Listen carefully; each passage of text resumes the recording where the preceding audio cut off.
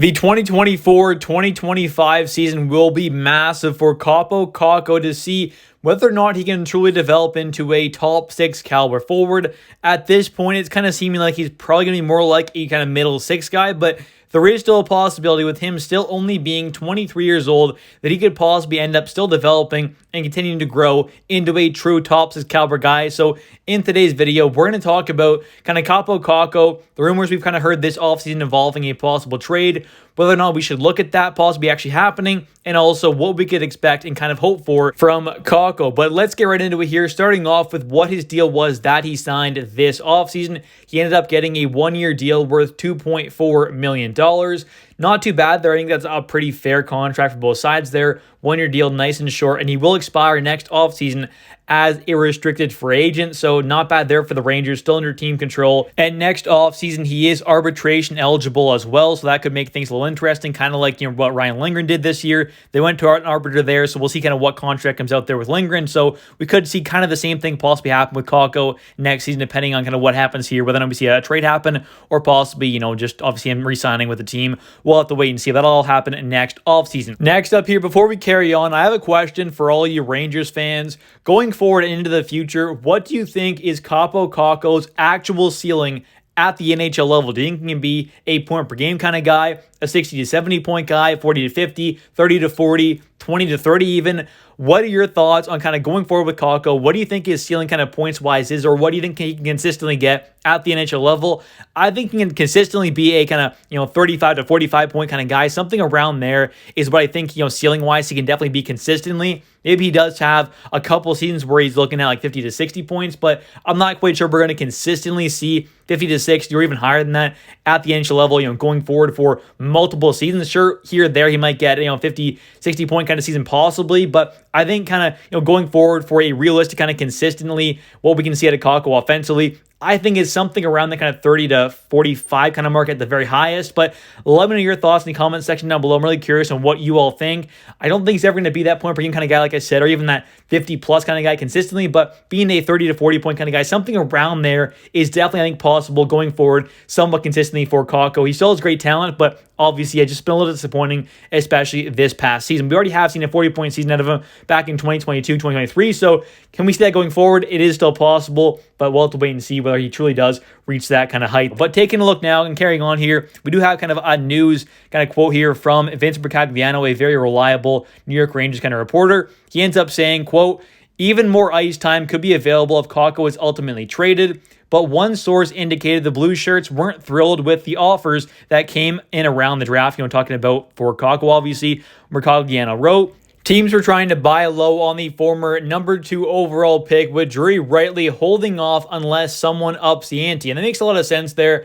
I'm sure there's a lot of teams out there who kind of called about Kakko there and probably wanted only off, maybe like it's a mid-round pick possibly for Kakko, which honestly, if it was only like a 4th-round pick, I definitely would not want to see the Rangers accept that. It makes a lot of sense why Drury would not accept that because, yes, Kakko may be coming off a not great season, but he did have a 40-point season back in 2022, 2023, mostly playing on that third line there, not getting a ton of power play time, did most of that work at even strength. We know he can be a solid 2-way forward. He may not really kill penalties much for the Rangers there, but he is a solid 2-way forward, has the upside of being, around a 40-point kind of guy for sure. So I don't see the kind of reason on why you'd want to trade away only, Kakko for only a 4th-round pick. To me, it wouldn't make a whole lot of sense, but if the offer was, a 4th-round pick plus a really good prospect, that could possibly entice Drury a little more to accept an offer. But we do have another kind of piece here from an article saying if the Rangers were to even trade Kakko, Drury is reportedly looking for an NHL caliber player, according to Bricagliano. So that does kind of make sense there on why the Rangers wouldn't want to just give up on Kakko and,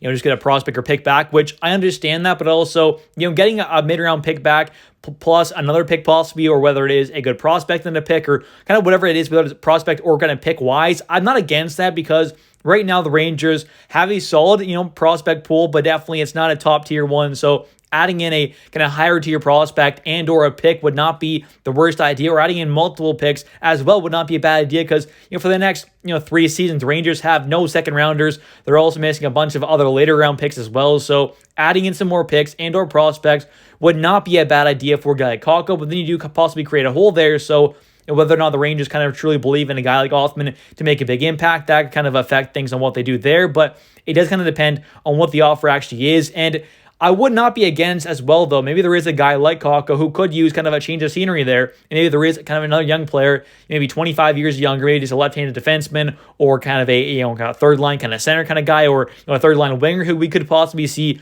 kind of a player swap there for Kakko, going to another team there to possibly bring in another kind of young guy who needs to kind of change of scenery there, could use a different team and possibly end up working out for both teams. That could happen there, but honestly, at this point, I don't really see a trade happening. I think for this upcoming season, we're probably going to see Kakko stay. Maybe at the deadline there, we're trying to make a kind of a big push for the playoffs, really add in a big piece there into that top 6 or top 4 caliber defenseman.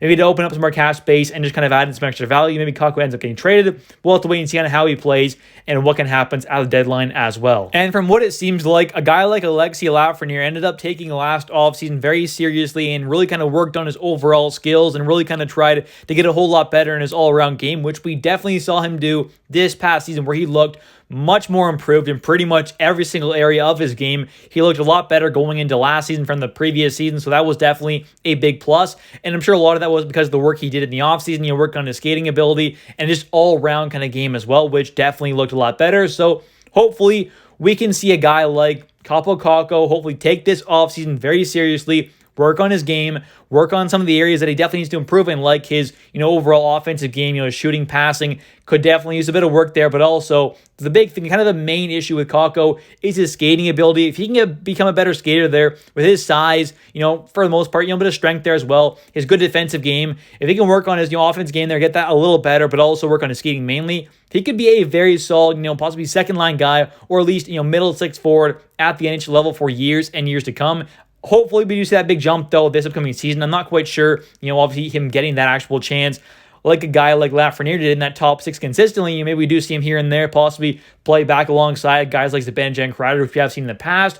Will we see that? We'll have to wait and see. Guys like Othmann, Riley Smith, they're probably the top candidates to get that kind of chance right away. But a guy like Kakko there, playing on the third line alongside Hedl and possibly Cooley, Othmann, Berard. There's a few different guys we could possibly see on that left wing spot on the third line there. But no matter who he's playing alongside, it'll more than likely be Hedl there as that third line center. And hopefully we can see a massive season at Kakko in 2024-2025.